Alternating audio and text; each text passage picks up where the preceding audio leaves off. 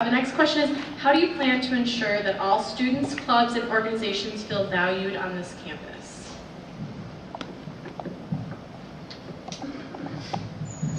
That's a fun question, and that's an easy question because for clubs and organizations to feel valued, you just need to feel like you're working with them and you hear them and you understand their point of view. And that would be my job as president, to facilitate and organize events and projects that we take on that involve more than one club or organization.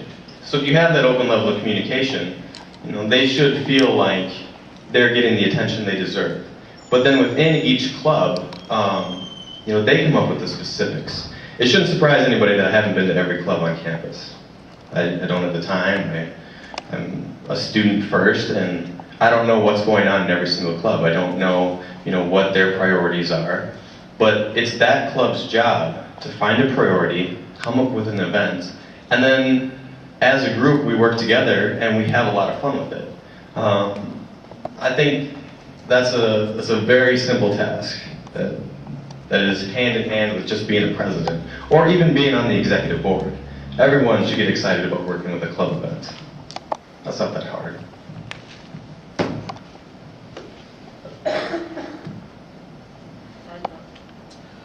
What is your number one priority as a student senate president?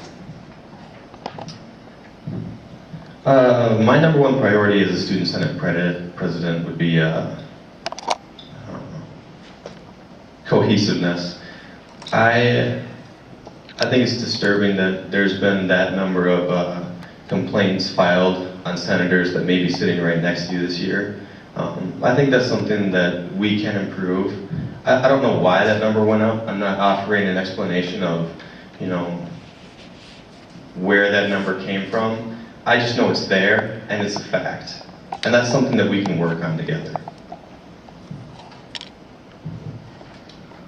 Can you please tell us about a time when you had an experience of conflict, and how did you deal with it?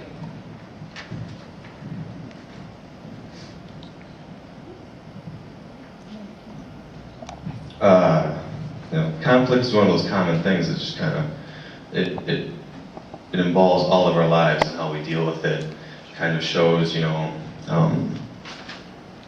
how ready we are for the next conflict that comes along in our life. And recently, my girlfriend's aunt has decided that my girlfriend's priorities are off, that she's being selfish because she's focusing on school and her home life. Her parents are going through a divorce, which is common in America, and it's really loud in her house. It's hard to study, so I see her more than her family sees her. But when I see her, she's on her computer doing calculus homework, or she's studying for her next test at Hamlin. So her aunt decided that she has just been selfish with her life, and that she really is ignoring her family. And she started to send her messages and emails. And these messages, they started to get hateful, and this aunt's like, the whole family hates you, we don't care what happens to you, we don't care if you just fall off the face of the earth. And that really hurt me, and I decided that I was going to step in via Facebook, because she sent this message to my girlfriend on Facebook. But I wrote this message about 4 times before I actually sent it. And the first time I wrote it, I was just like, you don't know her, you don't know that she's over at my house studying, But each time I rewrote it, it got just a little bit nicer. And the last time was, look, if you really love somebody, you don't cut them out of your life because they're making poor decisions. You say, you know what, I don't agree with it, but I'm here for you, and I'm willing to work with you. And that was the conflict that I had to deal with. And I think the way I presented myself to my aunt, or to her aunt, was the best option that I had.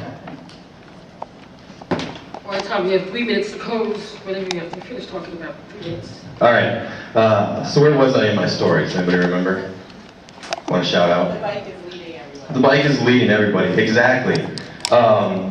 So we have no chance, but we're still running because we feel like, you know what, we're here, we might as well see if we can do the best that we can. We're not sprinting anymore because there's no reason for that, but we're running as hard as we can, and it's 2 laps.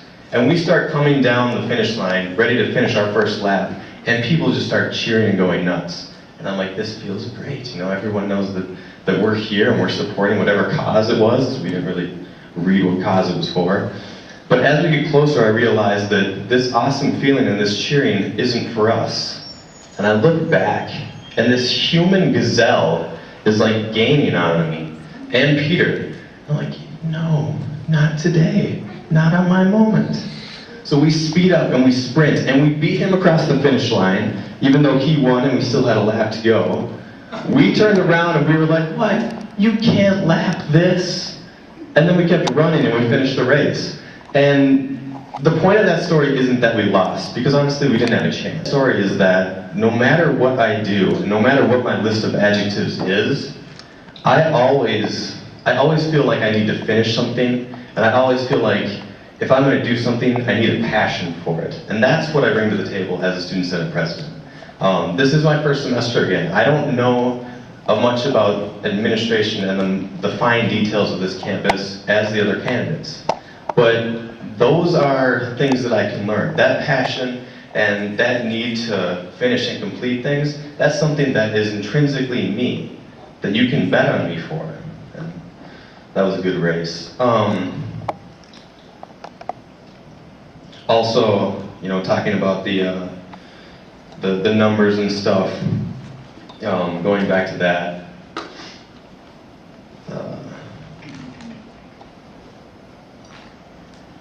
that's something that I think we can work on too. I know you guys have done a lot of good as a Senate this semester. Previously, I was the president of HTC, and you guys have shown a lot of improvement, and you've had a lot of activities, and you've been huge in MSCSA. So I'm not trying to take anything away from you. I don't want you to feel like, you know, I'm coming down on you and saying, you know, 15 complaints against fellow senators is a horrible thing. And again, I don't know the details of them, but I think there's definitely room for improvement. I think that we can work together a little bit better than we have. And I'm excited to be the catalyst for change. Honestly, if you think Student Senate is working well, and you think it's a well-oiled machine,